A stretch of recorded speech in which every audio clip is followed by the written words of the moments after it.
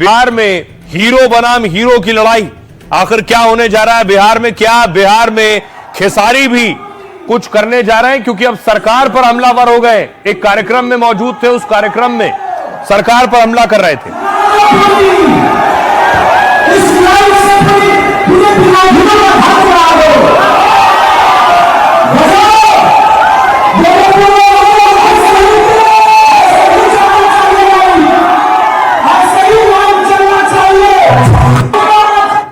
तो अब विरोधी सवाल पूछ रहे हैं, क्या खेसारी और पवन सिंह आमने सामने चुनाव में होंगे? बिहार चुनाव में दोनों को लेकर बहुत सी बातें की जा रही हैं और यह कहा जा रहा है क्या दो सूरमा, दो भोजपुरी स्टार भिड़ेंगे? भोजपुरी सबसे बड़ा स्टार कौन है? मिश्रा जी, पानी पिए दाम। क्या आपके एक परम मित्र हैं खेसारी जी? खेसारी लाल यादव मेरे मित्र नहीं है। पॉडकास्ट आपका देखा था शायद, पता नहीं क्या क्या बोल रहा था। मैं पहले पवन जी के सामने बैठा, पवन जी से बेहतर बॉडी बनाई, पवन जी से बेहतर डांस किया, तब मुझे लगा जी मेरे लायक हैं। तो मैं खेसारी को अपना कॉम्पिटिटर नहीं मानता। भोजपुरी इंडस्ट्री में 100 मिलियन का केक कौन से कलाकार ने काटा है? भोजपुरी इंडस्ट्री में 100 मिलियन सबसे पहले कौन देखा है? पवन सिंह। उनका अपना व्यक्तिगत है, उस समय भी वो सही थे, मुझे लगता है कि इस समय भी वो शायद सही होंगे। पवन सिंह कह रहे हैं कि हम बीजेपी से अलग कभी हुए ही नहीं। भैया अभी उन्हीं से पूछिएगा कि अलग नहीं हुए थे तो टिकट क्यों लौटाते।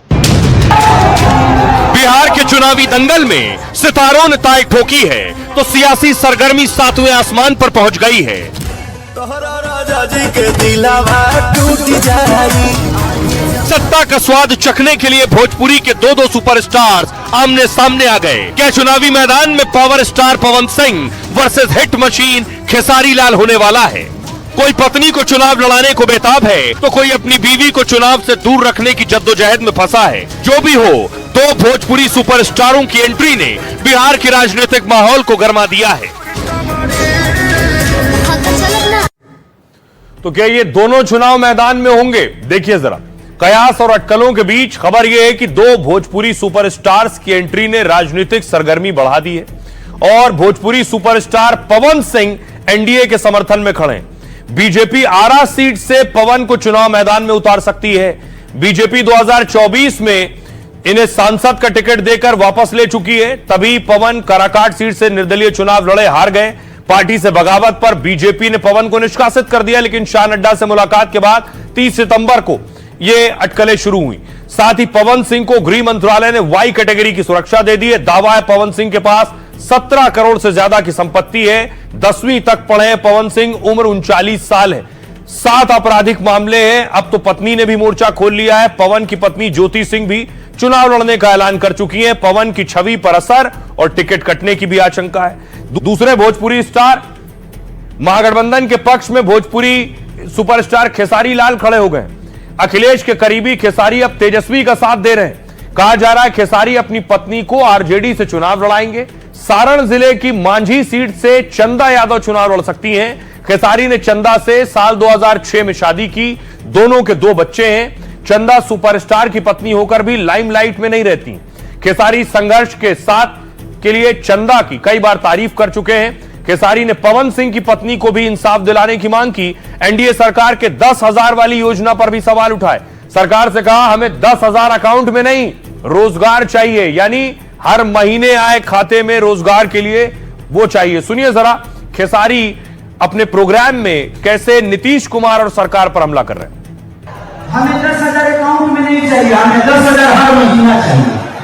और हमें तुम रोजगार दे दो भाई, सरकार से हमें पैसे नहीं, हमें रोजगार चाहिए। आप रोजगार दे दो, हम सक्षम है कमाकर अपने परिवार का पेट पालने के लिए।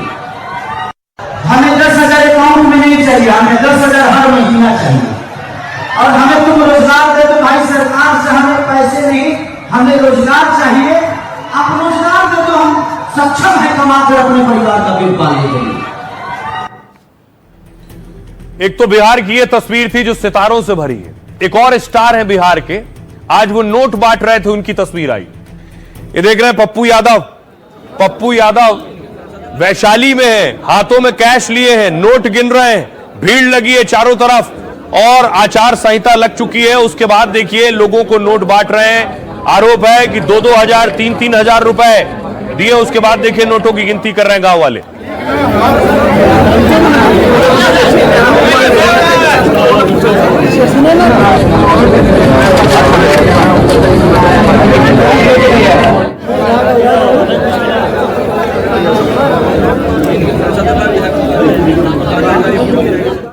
और इस बीच एक और तस्वीर कि आखिर चिराग को कैसे मनाया जाए। बिहार में इस वक्त सबसे बड़ी खबर यही है कि चिराग मान गए या नहीं मानेंगे। मान गए तो कैसे माने और नहीं माने तो क्या वजह। ये देख रहे हैं बैठकों का दौर एक के बाद एक हुआ। धर्मेंद्र प्रधान जो प्रभारी हैं, चुनाव प्रभारी, वो भी चिराग पासवान से मिल चुके इससे पहले। और कल चिराग पासवान के पिताजी रामविलास पासवान साहब की पुण्यतिथि थी। इस मौके पर चिराग पासवान समर्थकों के साथ उन्हें श्रद्धांजलि दे रहे थे।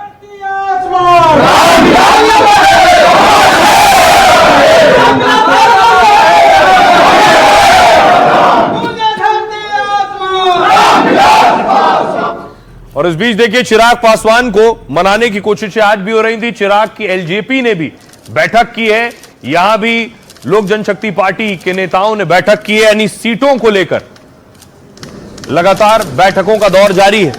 और आज बीजेपी के नेता मिलने पहुंचे चिराग पासवान से। नित्यानंद राय को आप देख रहे हैं, वो भी चिराग को मनाने पहुंचे। उन्हें लगाया गया है कि चिराग को किसी तरह से मनाइए। सब कुछ सकारात्मक है, समय से।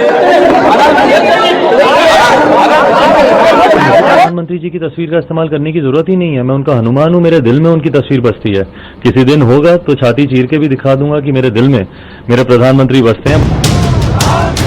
सीट शेयरिंग को लेकर मोदी के हनुमान नाराज हो गए थे।